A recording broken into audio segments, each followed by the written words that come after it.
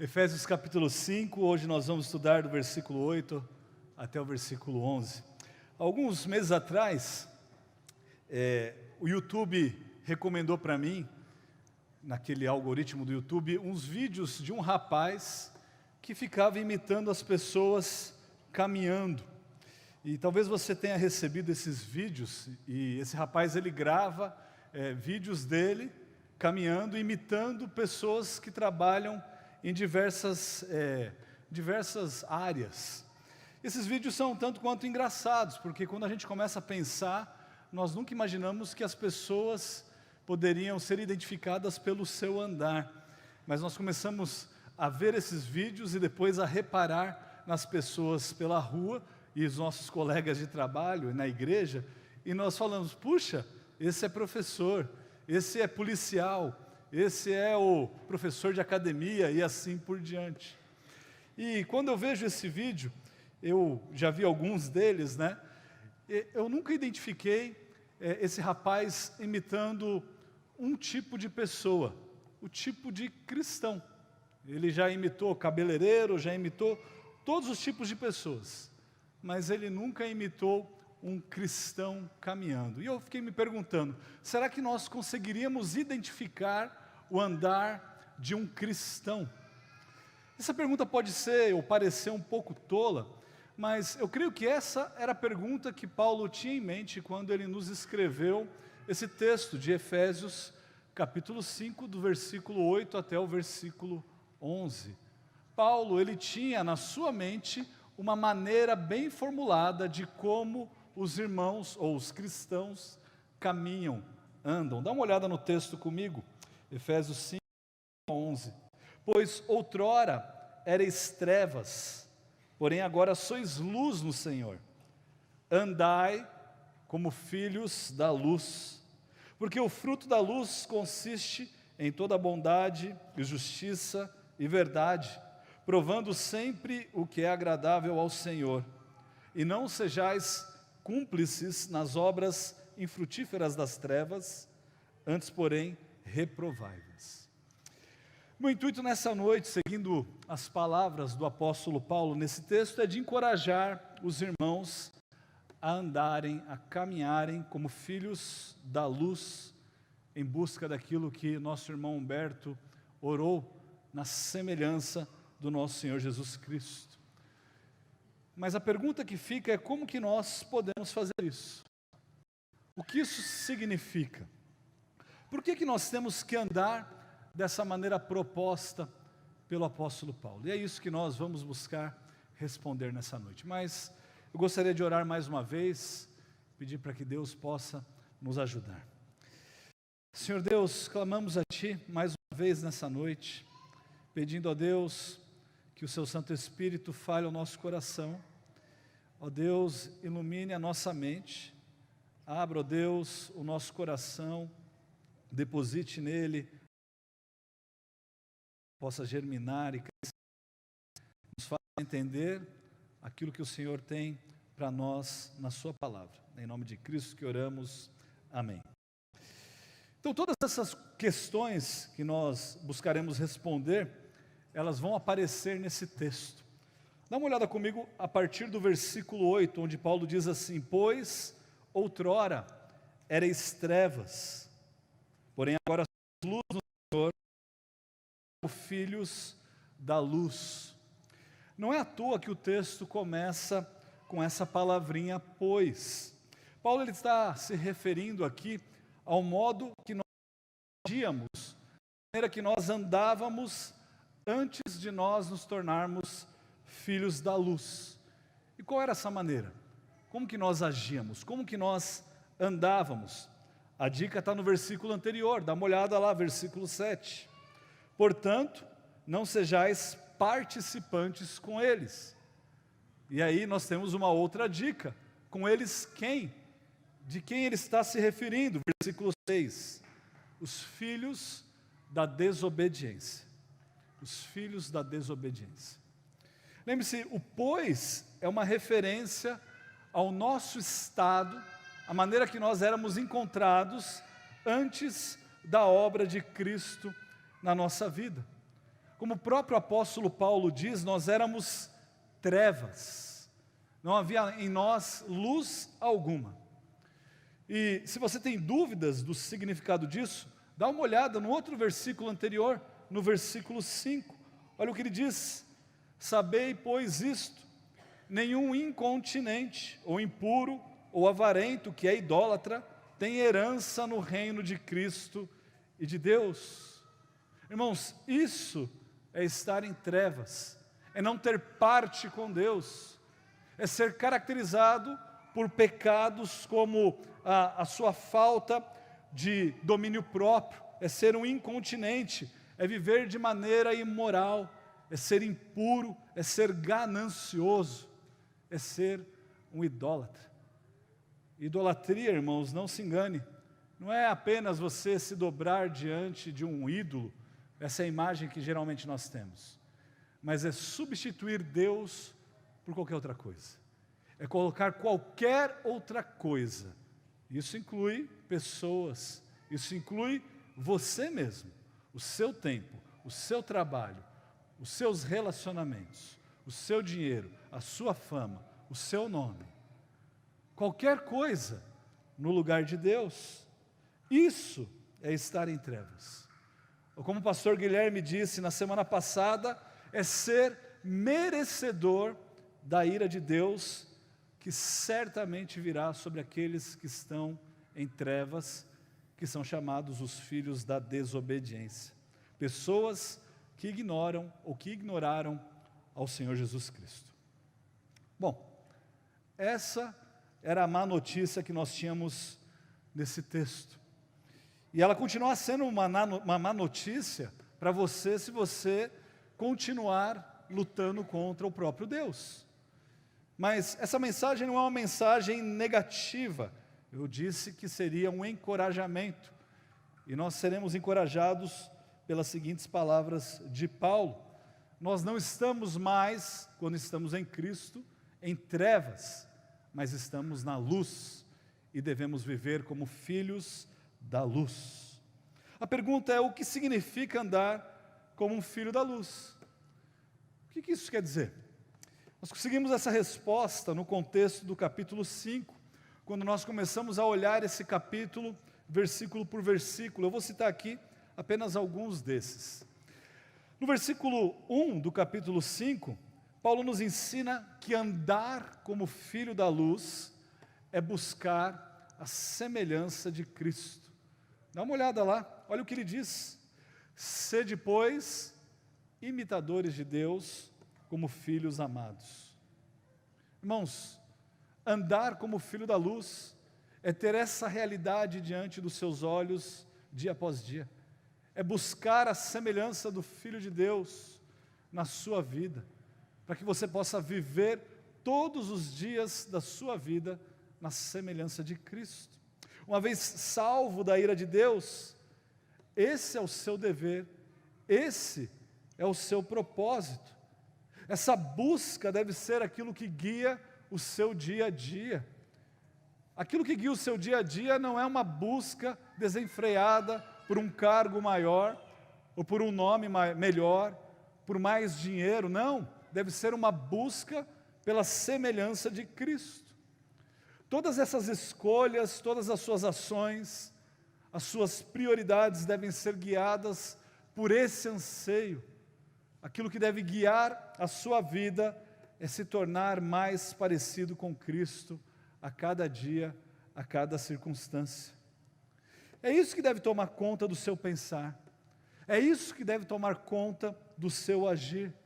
Irmãos, não há nada mais importante na sua vida do que isso. Nós devemos nos tornar mais parecidos com Cristo dia após dia. Esse é o objetivo da vida cristã. Esse é o alvo da vida cristã. Isso que deveria consumir a sua alma, o seu pensamento, que deveria fazer você agir de uma maneira diferente quando você for confrontado na rua, quando você for confrontado por pessoas que você odeia ou pessoas que te odeiam. Nós devemos nos tornar imitadores de Deus. Em segundo lugar, andar como filho da luz é abster-se de qualquer tipo de pecado. E Paulo ele cita alguns desses pecados a partir do versículo 3. Dá uma olhada lá comigo. Ele diz assim: mas a impundícia e toda sorte de impurezas ou cobiça nem sequer se nomeia entre vós, como convém a santos. Nem conversação torpe, nem palavras ou chocarrices, coisas essas inconvenientes. Antes, pelo contrário, ações de graças. Agora, não leia essa passagem com aquele ar de arrogância, pensando assim, bem, eu olhei aí todos esses pecados que Paulo citou, e olha, sinceramente, eu não cometo nenhum desses. Pois bem, talvez você não cometa nenhum desses mesmo, e eu acredito em você. Mas muito provavelmente, certamente, você comete outros. E talvez alguns muito piores do que estes que Paulo citou. Talvez você não cometa esses pecados, mas a sua mente te leva a buracos tão profundos e trevas tão profundas e densas que nós nem poderíamos aqui citá-las. Lembre-se, aquilo que nós vimos no capítulo 4, que nós devemos abandonar os pecados. E não só isso, o próprio Paulo fala que nós devemos matar os nossos pecados. A Bíblia ela é repleta de linguajar duro, de um linguajar pesado. A Bíblia fala que nós devemos assassinar, matar, extinguir os nossos pecados. Romanos capítulo 8, versículo 13 diz: porque se viverdes segundo a carne, caminhais para a morte. Mas se pelo Espírito mortificardes os feitos do corpo, certamente vivereis. Caim ele foi dominado pelo seu desejo, quando ele deveria dominar o seu desejo. E nós condenamos a Caim, mas cometemos o mesmo tipo de pecado. Nós nos entregamos aos nossos desejos, mas apontamos para as pessoas que não somos nós e as condenamos por pecarem. Irmãos, pecar deveria ser uma exceção para o cristão e não uma prática comum. Você ter que orar pedindo perdão pelos seus pecados num dia deveria ser algo assim chocante e não algo comum, não a prática recorrente que você faz a cada 5 minutos. Passa uma mulher ou passa um homem, você peca. Os seus pensamentos são levados a coisas completamente corruptas. Não, você deveria ter domínio próprio.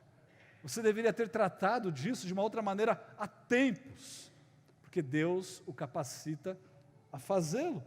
O cristão ele não vive na prática do pecado, porque ele vive na busca da semelhança de Cristo. O seu andar é um andar que deve demonstrar essa busca, que deve demonstrar a todos que aquele caminho que você segue é um caminho de santificação, um caminho de imitação do próprio Deus. E por isso você abandona pecados. Você deixa os pecados de lado para seguir nesse caminho. Em terceiro lugar, andar como um filho da luz não é só abandonar pecados, mas procurar substituir esses pecados numa constante busca, justamente por aquilo que nós já falamos 1000 vezes, pela semelhança de Cristo. Onde havia roubo, Paulo diz, deve haver trabalho e ajuda ao necessitado. Onde havia mentira, deve haver agora a prática de dizer a verdade. Onde havia imoralidade, deve haver pureza. Pureza no tratar, pureza no falar, pureza no pensar, no agir, no comentar, no olhar, no conversar. Nós devemos substituir o nosso palavreado torpe, aquele linguajar que é um linguajar conhecido por pessoas seculares, pessoas do mundo, que não deve ser o nosso linguajar. Nós devemos substituir esse linguajar por coisas puras, por aquilo que é belo, por aquilo que é verdadeiro, por aquilo que é puro. Nós não devemos mais viver na ganância, mas nós devemos nos contentar com aquilo que Deus nos dá. Nós não devemos viver na idolatria, mas Cristo deve se tornar o centro da nossa vida, o centro do nosso viver. Irmãos, isso é andar como filhos da luz. Isso é andar com pessoas que foram regeneradas, com pessoas que foram compradas, cujo preço foi um preço altíssimo, o sangue do próprio Filho de Deus. Nós somos comprados pelo sangue de Cristo. Logo, o comando que Paulo nos dá aqui é o que me faz pensar que Paulo tinha em mente uma maneira de nós caminharmos, uma maneira de nós andarmos, ou por assim dizer, uma maneira de nós nos portarmos. É isso que Paulo está querendo dizer. E a pergunta que eu faço para você é como você se porta?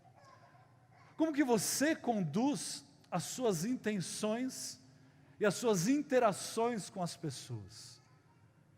Como as pessoas olham para você, ou como elas te identificam quando elas olham para você? Será que elas conseguem identificar claramente que você é um cristão?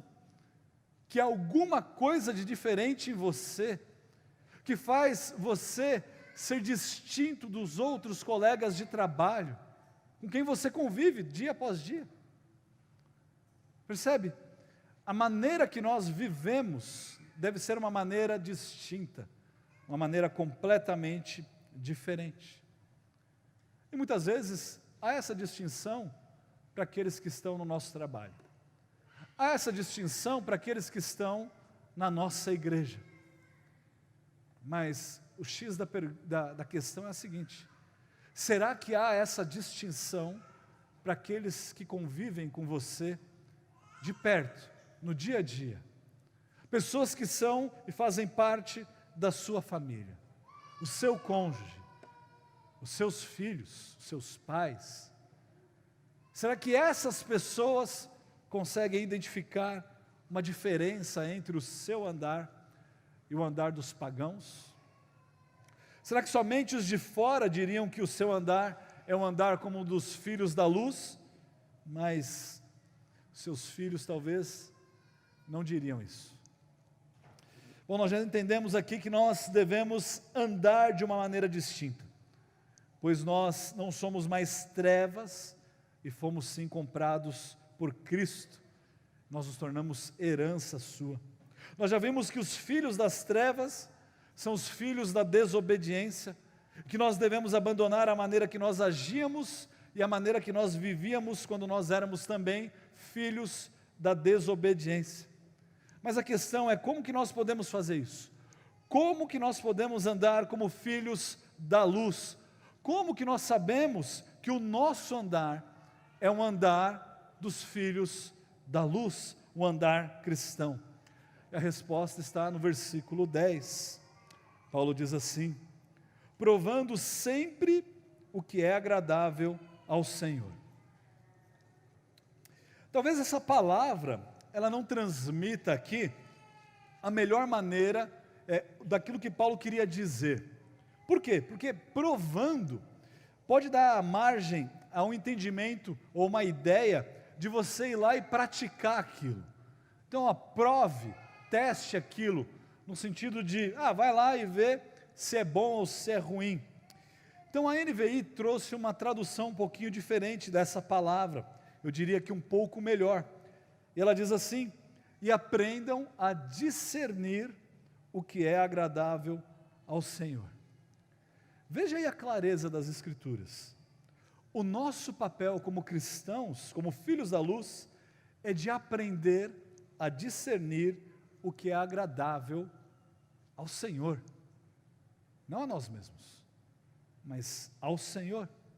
E todas as vezes que nós aplicamos uma prova, sempre que nós pegamos essas provas dos nossos alunos, nós temos que comparar as respostas ao gabarito. E se o gabarito estiver errado, qual que vai ser o resultado da prova? Completamente infeliz. Ou, por sorte dos alunos, muito boa. Mas se nós tivermos o gabarito correto, as respostas exatas, nós vamos comparar a resposta, ou as respostas dos nossos alunos e nós identificaremos os erros. Irmãos, o nosso gabarito é a palavra de Deus. O nosso gabarito é aquilo que Paulo diz no versículo 9. Porque o fruto da luz consiste, e aí ele diz qual é o nosso gabarito: em toda bondade e justiça e verdade. Agora, veja que o fruto é o produto final de um processo.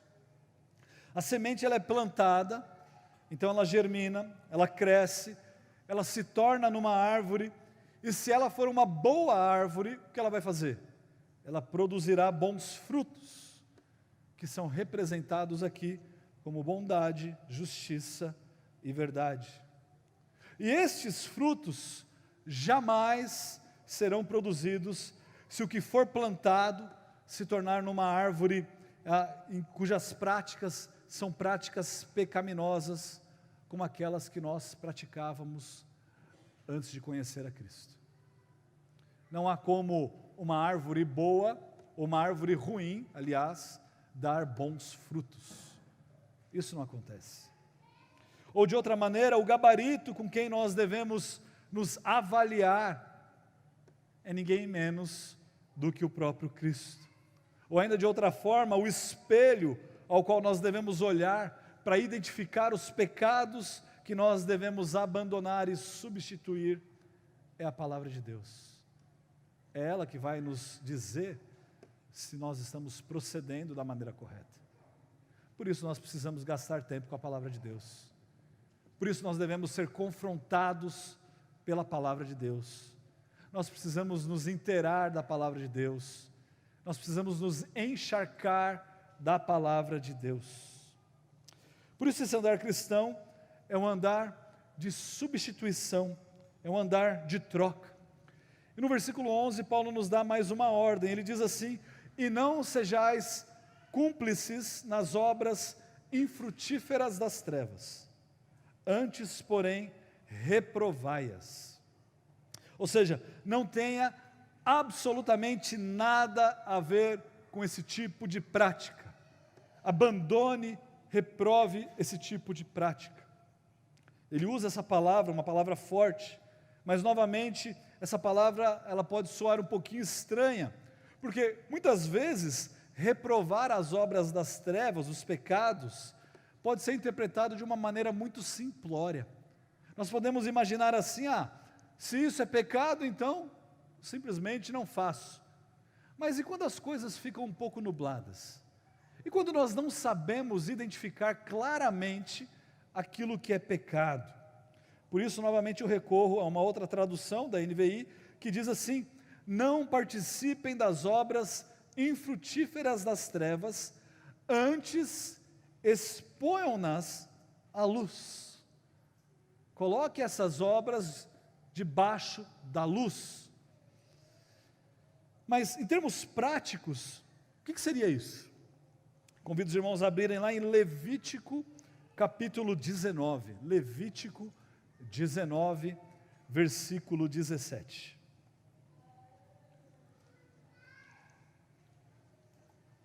Levítico 19, 17 diz assim: não aborrecerás teu irmão no teu íntimo, mas repreenderás o teu próximo, e por causa dele não levarás sobre ti pecado.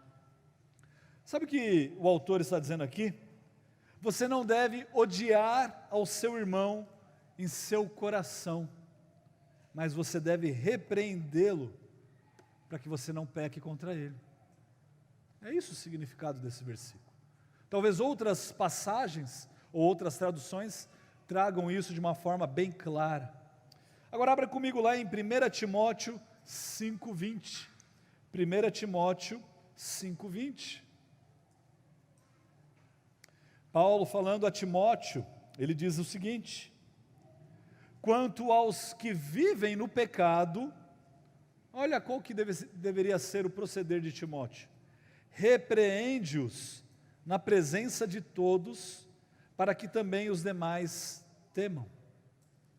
Ou seja, é não agir diante dos pecados com passividade. É não ser neutro. Eu sou, não, o isentão. Não é nada disso.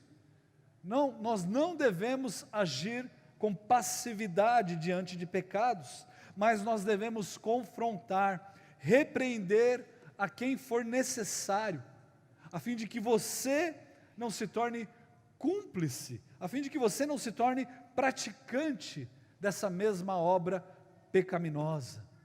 Irmãos, é chamar aqueles que precisam ser chamados ao arrependimento. Isso é feito em amor. E não fazê-lo é uma demonstração de ódio a essa pessoa, como também é um problema para você mesmo, porque você pecará dessa forma. Talvez hoje seja o seu dia de ser confrontado. Talvez as palavras que nós estudamos aqui foram palavras que te confrontaram. E se esse for o seu caso, abandone os seus pecados. Abandone quaisquer que sejam os seus pecados. Identifique-os e passe a buscar maneiras práticas de substituir os seus pecados por aquilo que agrade a Deus.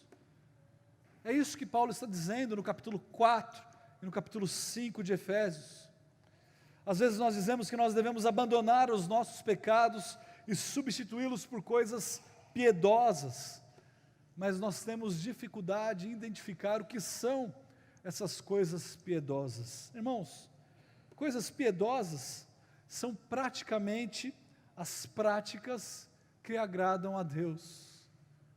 Pergunte a qualquer criança que há aqui nessa igreja, se determinada prática agrada a Deus, e você logo verá que até elas sabem as respostas. Não se engane. Não se engane dizendo, Deus vai se agradar disso. Afinal de contas, vamos ser sinceros, eu barganhei com Ele aqui num outro momento, e eu tenho crédito com Ele. Jamais. Nós não temos crédito para pecar. A mensagem de hoje não é uma mensagem de condenação, como eu disse, a não ser que você se recuse a abandonar os seus pecados e a obedecer a Deus. Mas essa é uma mensagem de encorajamento. E nesta linha, eu gostaria de terminar essa mensagem lendo uma passagem motivacional, verdadeiramente motivacional, encorajadora, de Paulo no livro de Tito, capítulo 3. Eu convido os irmãos a abrirem ali, Tito 3, de 1 a 8. O apóstolo Paulo diz assim: lembra-lhes que se sujeitem aos que governam, às autoridades, sejam obedientes, estejam prontos para toda boa obra. Olha, Paulo está falando sobre o nosso proceder cristão. Ele diz assim: não difamem a ninguém, nem sejam altercadores, mas cordatos, dando provas de toda cortesia para com todos os homens. Pois nós também, outrora, éramos nécios, desobedientes, desgarrados, escravos de toda sorte de paixões e prazeres, vivendo em malícia e inveja, odiosos e odiando-nos uns aos outros. Quando, porém, se manifestou a benignidade de Deus, o nosso Salvador, e o seu amor para com todos, não por obras de justiça praticadas por nós, mas segundo a sua misericórdia, Ele nos salvou mediante o lavar regenerador e renovador do Espírito Santo, que Ele derramou sobre nós ricamente, por meio de Jesus Cristo, o nosso Salvador, a fim de que, justificados por graça, nos tornemos seus herdeiros, segundo a esperança da vida eterna. Irmãos, fiel é esta palavra, e quero que no tocante a estas coisas, faças afirmação confiadamente, para que os que têm crido em Deus, sejam solícitos na prática de boas obras. Estas coisas são excelentes e proveitosas aos homens. Irmãos, que esse seja o nosso proceder diante de Deus e diante dos homens. Senhor nosso Deus, ajuda-nos. Ó Pai, sem Ti nada podemos fazer. Sem o Teu Santo Espírito agindo em nós, não há como nós abandonarmos os nossos pecados. Ó Pai, nós precisamos de Ti, precisamos da Tua palavra, para que possamos identificar aqueles pecados que temos cometido e substituí-los por aquilo que é piedoso, por práticas que agradam ao Senhor. Ajuda-nos, ó Deus, ajuda-nos. Em nome de Cristo que nós clamamos. Amém.